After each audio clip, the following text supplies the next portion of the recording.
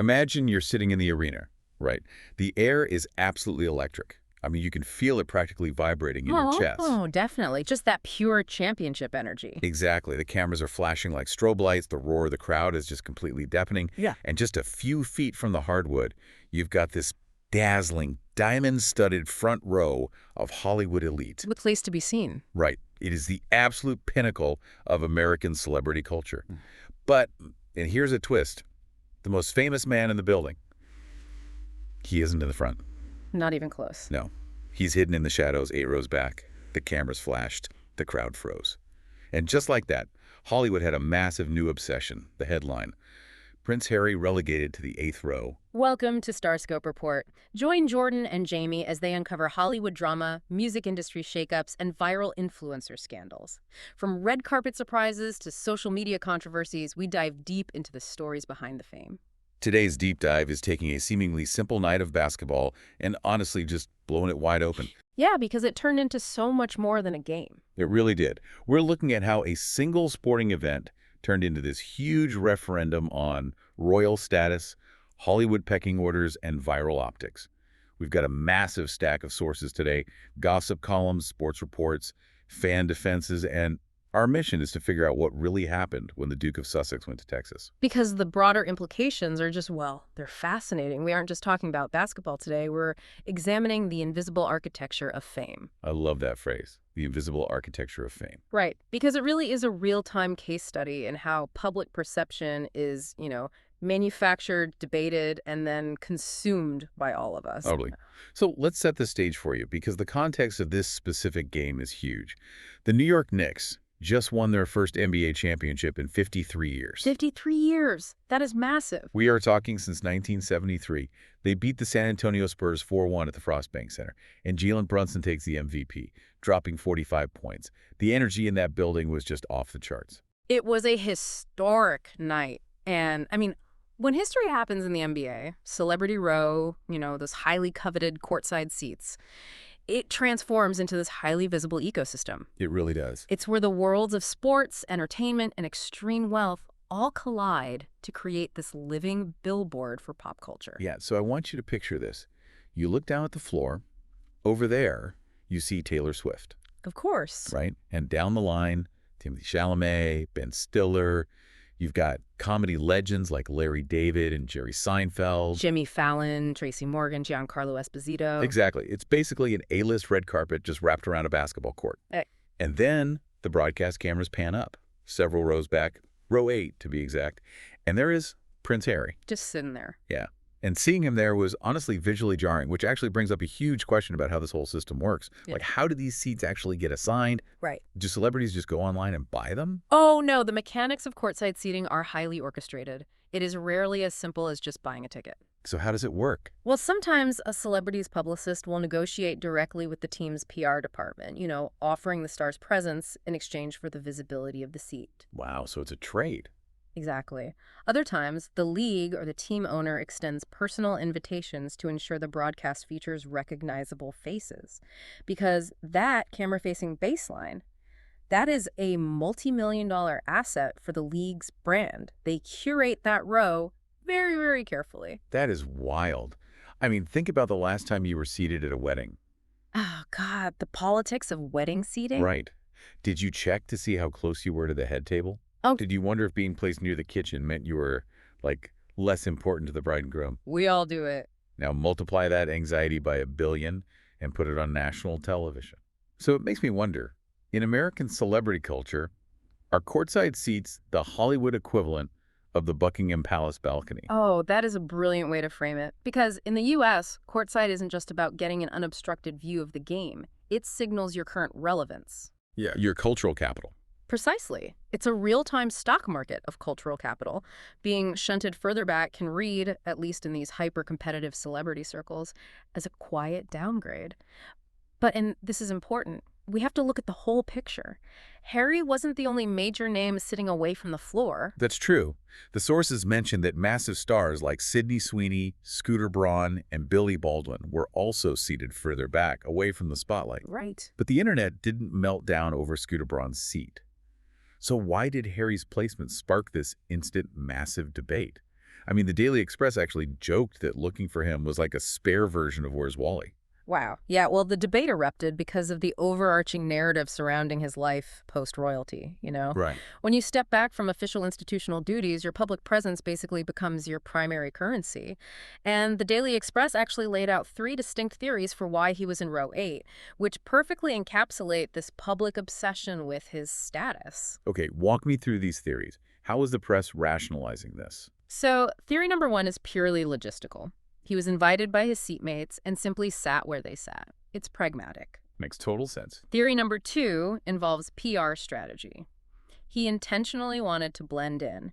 The idea here is that he didn't want to steal the limelight on a historic sports night and just wanted to watch the game without being the center of a media circus. Both of those make logical sense, but I'm guessing there's a third theory that feeds directly into the tabloid trauma. Oh, there always is. Yeah. Theory number 3, and this is the one that gained the most traction, is that he actually wanted front row seats but wasn't deemed famous or cool enough anymore. Oh, wow. Yeah, the argument is that his star power has waned since those initial days of explosive documentaries and high-profile interviews, and this was the Hollywood ecosystem handing him the spare treatment. But was Harry really shunned? Or was there a strategic reason he was placed next to one of the most powerful men in sports? And wait until you hear how his wife reportedly reacted. Oh, the reaction back home is where this story gets really intense. Right, so let's bring in some conflicting reports. Because this is where the story shifts from courtside logistics to straight-up brand management. While Harry is in Texas watching the game, the gossip columns are working overtime painting a very different picture back in California. You're referring to Rob Shooter's column. Yes, the bold headline from columnist Rob Shooter's naughty but nice Substack. He reports that back in Montecito, Meghan Markle was supposedly fuming over this seating arrangement. Fuming. Yeah, and the quote from Shooter's Insider is incredibly revealing. They said, "It's not just about watching a game, it's about who sees you watching the game." Which highlights a very specific, hyper-aware Hollywood mindset. When you're selling an aspirational lifestyle, image is your inventory. Exactly. The sources claim she felt this sent a terrible message, particularly because she reportedly believes Prince William and Princess Kate would have received front row, red carpet treatment without question. Of course. Shooter's source explicitly noted. Meghan believes Harry is one of the most recognizable men in the world. When he's sitting behind celebrities instead of beside them, she sees it as a message. But help me understand the vulnerability here. I mean, why would sitting 8 rows back at a basketball game matter so much to their bottom line? Well, we have to analyze the broader context of their brand right now. There are numerous reports circulating about their Hollywood power facing significant headwinds. Like what? Well, their massive Spotify deal ended, there are rumors of the Netflix deal cooling, and reports claim her as-ever lifestyle brand has been facing some struggles with unsold stock. Oh. So in an environment where you are actively trying to project influence, luxury, and cultural power to secure future deals, a perceived demotion to the 8th row feels like a glaring vulnerability. It signals a drop in the stock price, so to speak. But wait, I need to challenge this cavalier narrative. Let's look at the actual facts of who Harry was sitting with, because the YouTube channel Daily Diaries Friday points out a massive contradiction here. They really do. They note that Harry wasn't banished to some random overflow seating. He was sitting in what they described as a VIP section. It's very, very VIP. Right.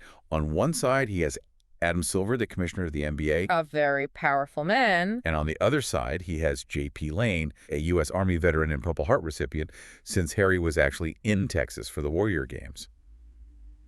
So if he is sitting with the guy who literally runs the entire league, how on earth does the media read that as a demotion? That is the crux of the issue, and it requires us to look at how different types of power are valued in America. Sitting with Adam Silver is a demonstration of immense institutional power. Right. It's exclusive access to the absolute top of the sports hierarchy. However, in the realm of pop culture and tabloid media, visual proximity to other celebrities, the camera-facing front row, is valued higher than quiet institutional power. That is so interesting. Our job here isn't to declare which side is the absolute truth, but it is fascinating to see these two narratives clash. On one hand, you have the reports of brand panic and status anxiety.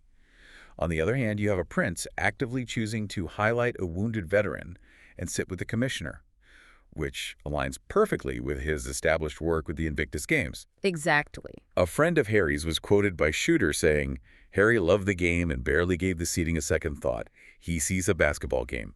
Meghan sees a brand. It really demonstrates how a single event can be interpreted in two entirely opposing ways depending on what lens you are looking through. Yep. The media ecosystem thrives on the dramatic narrative, the downfall, the snub, the fuming spouse at home.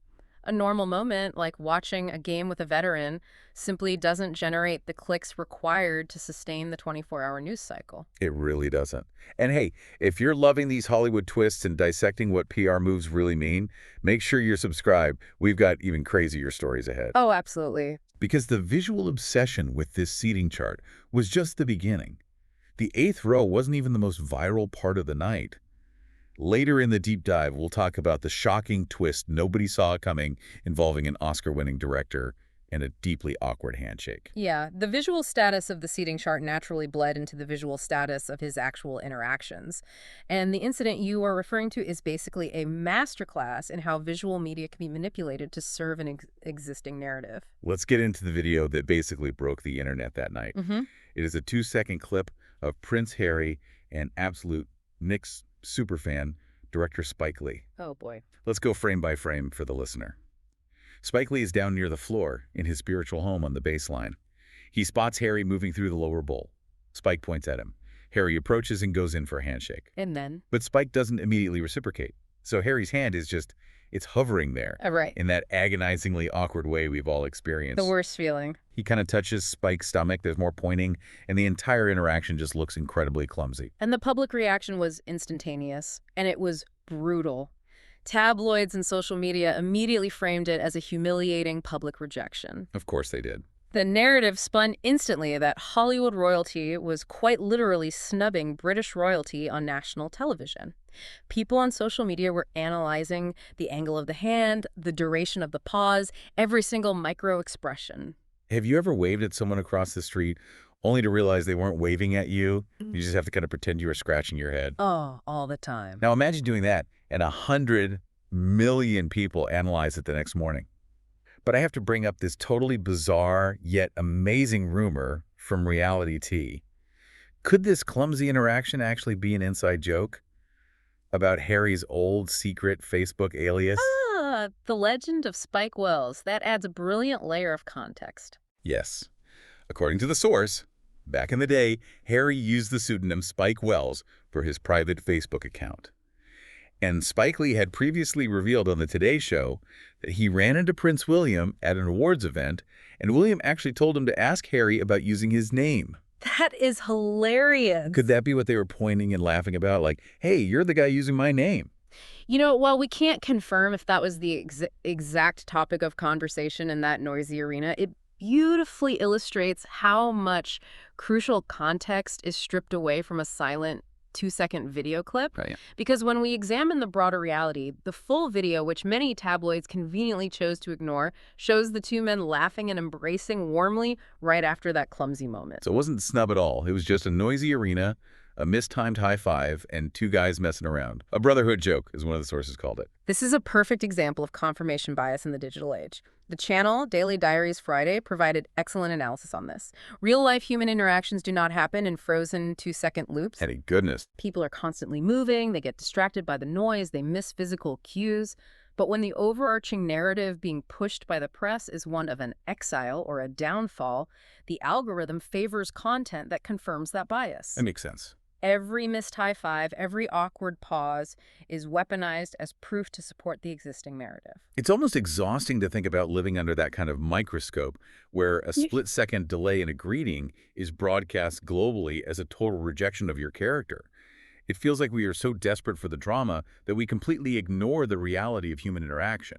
Sometimes a missed handshake is just missed handshake. Exactly, which brings us back to the core sociological tension of this entire event. Harry is attempting to exist as a person attending a basketball game with a veteran, but the world insists on analyzing him as a symbol. Right. And when you exist as a symbol, you are denied the luxury of a simple, clumsy mistake. Everything is decoded. Every seat, every gesture is treated as a calculated message. And that brings us to the ultimate irony of this whole story. If you look at the dates in our sources, this exact same weekend that Harry was sitting in the 8th row in Texas, catching mistimed handshakes and watching the Knicks make history. The rest of the royal family was gathered in London. Yes, for trooping the color. It is King Charles's official birthday celebration. A full military pageantry. The grand processions down the mall, and of course the famous Buckingham Palace balcony appearance. And Harry traded that literal balcony for the 8th row of a basketball game. It presents a profound visual and cultural contrast. On one side of the ocean, you have the ultimate symbol of inherited, unchangeable status. A balcony where your exact position, like who stands next to whom, is dictated by 1,000 years of bloodline and strict protocol. It is a fixed asset. And on the other side of the ocean, You have the fluid, highly scrutinized, ever-changing ladder of American celebrity culture. It is a volatile stock market where your seat is dictated by your current cultural capital, your recent deals, and your public visibility. it really leaves you with something to think about. Harry stepped back from royal duties to escape the intense, suffocating glare of that life. He traded an inherited fixed asset for a publicly traded stock in the Hollywood market. That's a great way to put it. But in a world where every single row you sit in is a ranking, and every 2-second video is a referendum on your status, did he really escape the system? Or did he just trade a crown for a courtside seat where the cameras are still rolling, but the rules are infinitely more ruthless? The scenery has undoubtedly changed, but the scrutiny remains just as intense. The currency is just different now. Stay tuned and hit that subscribe button so you don't miss what's coming next. You've been listening to Starscope Report, where Jordan and Jamie uncover the stories shaping Hollywood, music, and pop culture. Thanks for tuning in, and don't forget to subscribe for more stories that keep the stars shining.